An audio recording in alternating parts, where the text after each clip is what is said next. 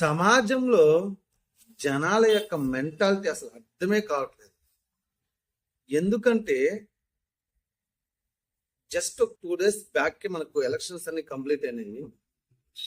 5 సంవత్సరాలుగా పథకాలు తీసుకున్న జనాలు కరోనాలో ఎంతో కష్టపడి మనుషుల ప్రాణాలు కాపాడి ఏం కావాలో అన్ని అందించిన నాయకులను మర్చిపోయి అసలు జనాలనే పట్టించుకొని నాయకులు వచ్చి ఈరోజు ఓటుకి 2,000 3,000 ఇచ్చేసి ఓటేంటంటే ఆ డబ్బులు తీసుకున్న దానికి న్యాయం చేయాలని స్థితిలో 2 ఓట్లు వాళ్ళకి ఒక ఓటు ఇది ఒక ఓటు వేస్తారు.